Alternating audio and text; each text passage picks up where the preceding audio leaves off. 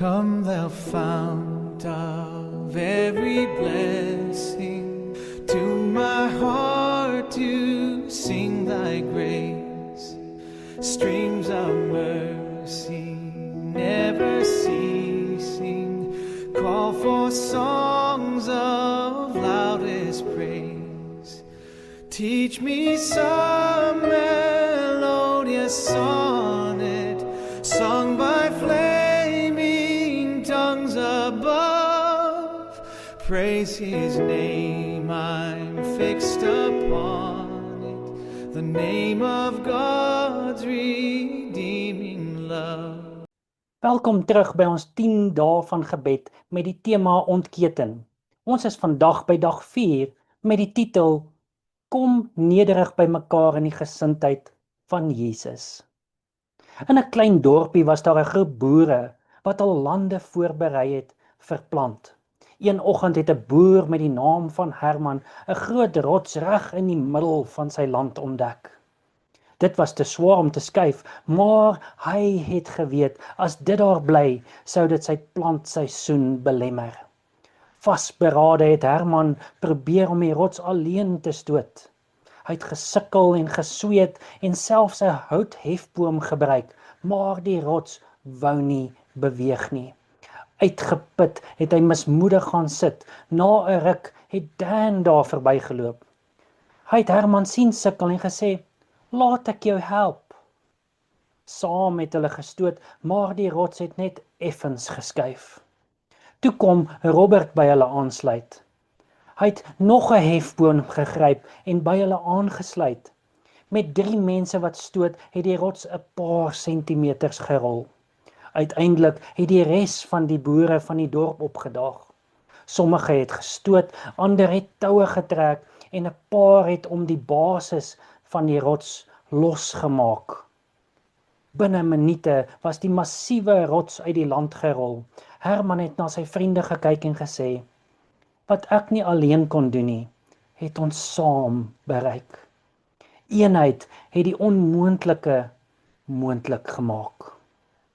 Die les uit hierdie storie is, eenheid vermenigvuldig krag. Een boer alleen kon nie die rots skuif nie, maar saam het hulle geslaag. Eenheid maak werk effektief. Take wat oorweldigend lyk, word hanteerbaar wanneer mense hul pogings saamspan. Eenheid bring bemoediging. Om sy aan sy te werk, verlig nie net die las nie, maar lig ook die gees op. Dit laat my dink aan Prediker 4 vers 9 wat sê, 2 is beter as 1, want hulle het 'n goeie beloning vir hulle moeitevolle arbeid. Net so is dit met ons kommissie.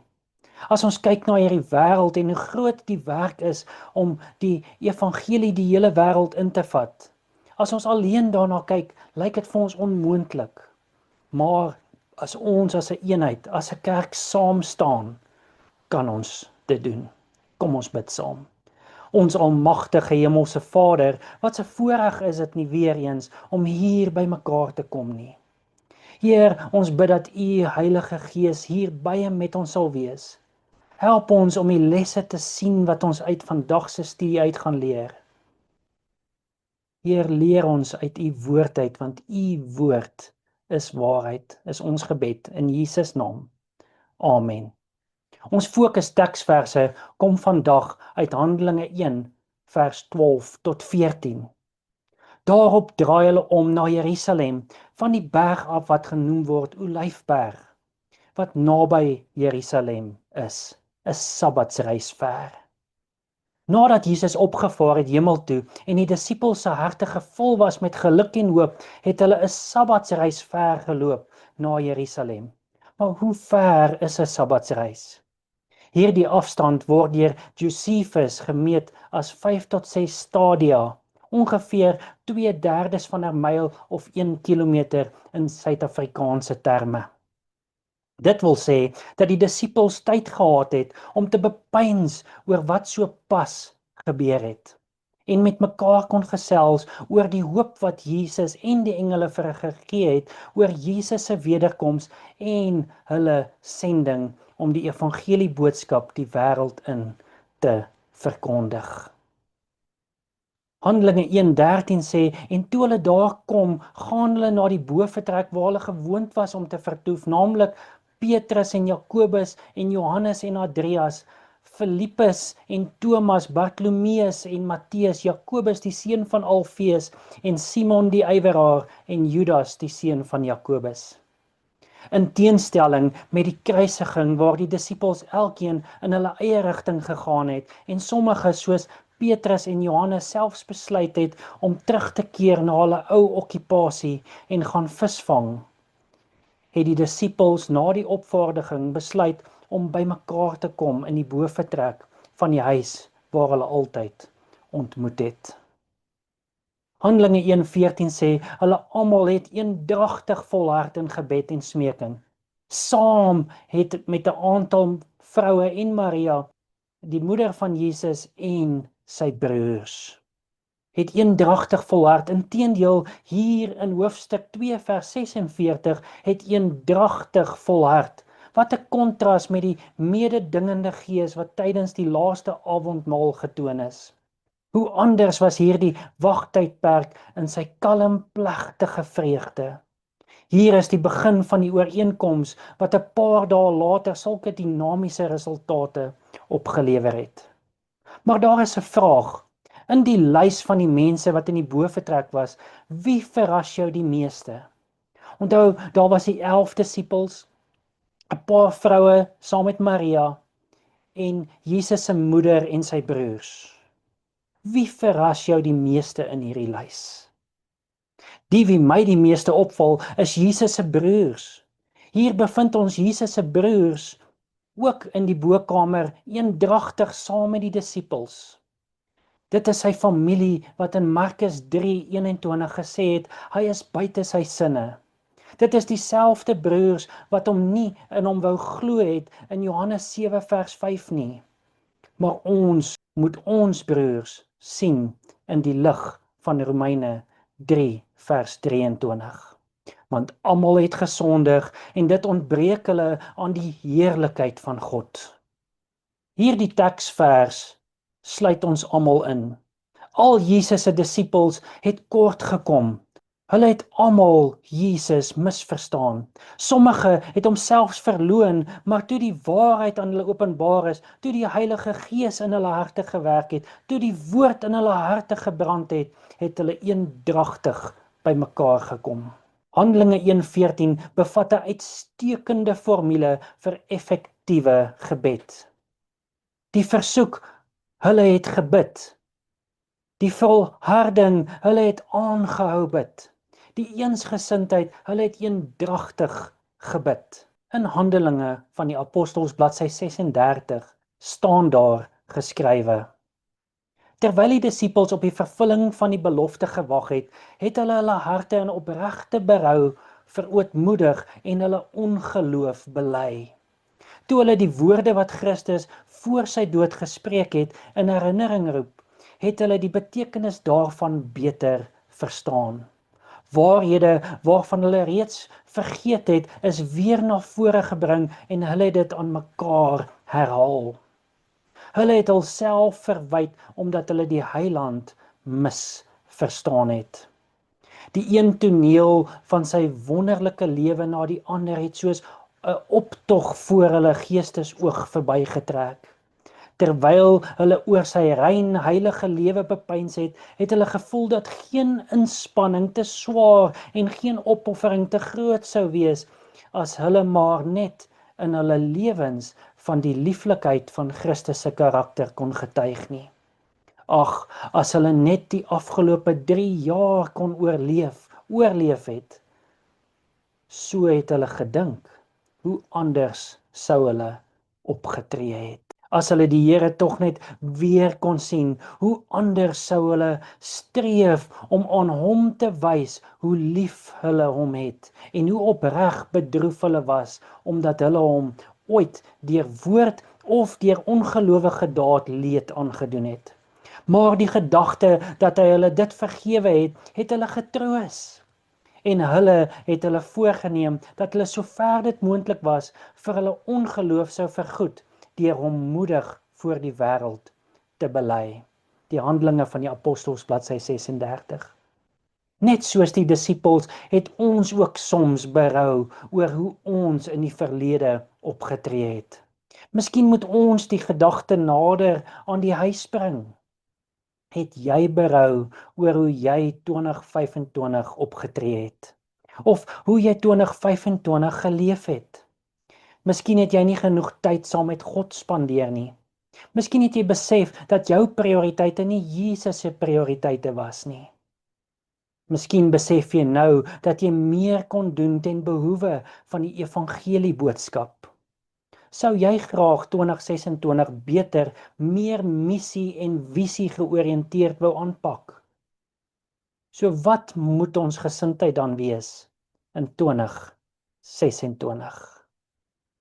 Filippense 2 vers 5 tot 6 sê, want hierdie gesindheid moet in julle wees wat ook in Jesus was. Hy wat in die gestalte van God was, het dit geen roof geag om aan God gelyk te wees nie. Maar het homself ontledig deur die gestalte van 'n diensknegt aan te neem en aan die mense gelyk geword. En in gedaante gevind as 'n mens, het hy homself verneder deur gehoorsaam te word tot die dood toe, ja, die dood van die kruis. Wat beteken dit om die gesindheid en ingesteldheid van Christus te hê? Die gesindheid van Christus in konteks van Filippense 2 vers 5 tot 8 praat van nederigheid, onselfsugtigheid en liefde, en dit is als gesentreerd in Christus. Vir Paulus is alle geestelike lewe gesentreerd in Christus, en wanneer hy lesse van eenheid en nederigheid wil inskerp, kan hy geen beter metode vind as om die verhaal van sy meester se loopbaan in oorsigvorm aan te bied as die hoogste voorbeeld van die deugde wat hy wil hê die Filippense en wat hoedspruit moet besit. In die verhewe verslag wat volg in hoofstuk 2 vers 6 tot 8 handel hy nie bewustelik met teologie in sy akademiese sin nie. Hy gebruik sy geïnspireerde en intieme begrip van Christus se verlossingswerk om sy eie leer te illustreer en sy bekeerlinge te stimuleer om die verlosser na te volg. Christus het 'n toestand van onuitspreeklike heerlikheid verlaat, die nederigste vorm van menslikheid op homself aangeneem en die nederigste van ampte verrig, sodat mense gered kan word. Christene moet hul lewens volgens hierdie groot voorbeeld vorm. En die gedagtes van Christus was dan ook altyd by die redding van siele. So moet ons gedagtes ook altyd wees by die redding van siele, terwyl ons nederig, onselfsugtig en met liefde in sy diens staan.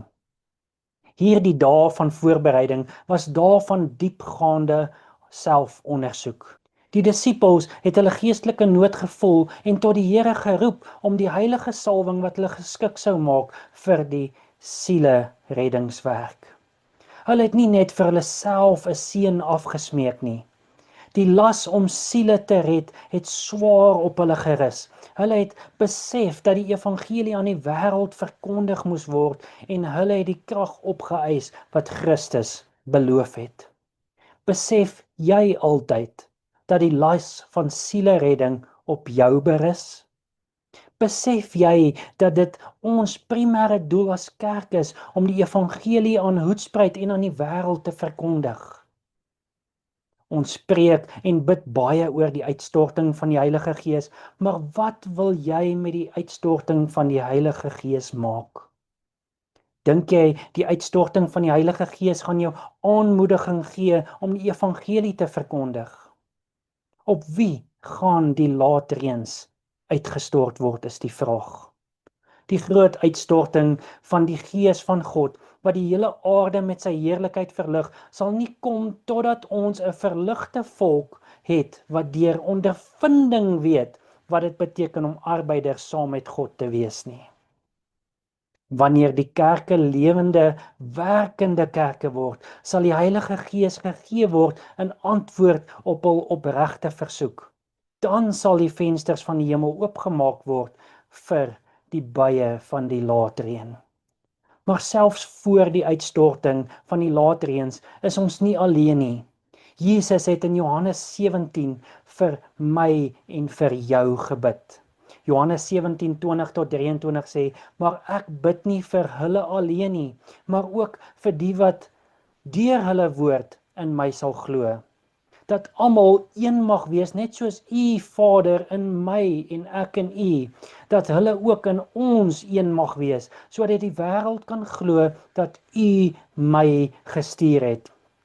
En ek het hulle die heerlikheid gegee wat U my gegee het, sodat hulle een kan wees, net soos ons een is. Ek in hulle en U in my, sodat hulle volkome kan wees. En die wêreld kan weet dat U my gestuur het en hulle liefgehad het, net soos U my liefgehad het. Jesus het vir ons as kerk gebid en gevra dat ons een mag wees, een in missie, een in visie, een in gesindheid van Jesus, sodat die wêreld deur Hoedspruit gemeente, deur my en jou kan sien dat Jesus deur God gestuur is en dat Jesus ons liefhet. Dus gee Paulus raad oor hoe ons moet wees sodat ons eenheid kan hê. In Efesiërs 4:30-33 staan daar: en bedroef nie die Heilige Gees van God nie, deur wie julle verseël is tot die dag van verlossing. Alle bitterheid en woede en toorn en geskreeu en lastering moet van julle verwyder word, saam met alle boosheid. Maar wees vriendelik en vol ontferming teenoor mekaar. Vergeef mekaar soos God ook in Christus julle vergewe het. Kom ons pak 2026 aan met vriendelikheid, vol ontferming vir mekaar en vergeef mekaar nie soos die wêreld vergewe nie, maar soos God ons vergewe het in Christus. Mag die Here met ons harte werk, dat ons as 'n eenheid in die gesindheid van Christus kan vorentoe beweeg. Kom ons bid saam. Ons almagtige hemelse Vader, ons kom na U toe in hierdie oomblik en ons bid dat U in elkeen van ons harte sal werk.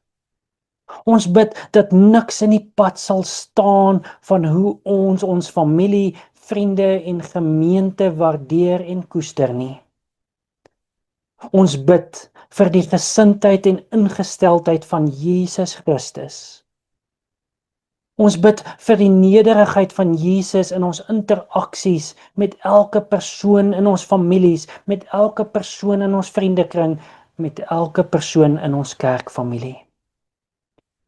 Ons bid, Heer, dat ons nie ledig sal wag vir die uitstorting van die Heilige Gees nie, maar dat ons deur ondervinding in 2026 sal weet wat dit beteken om arbeiders saam met God te wees, sodat as die laatreëns kom, dit op ons ook uitgestort sal word.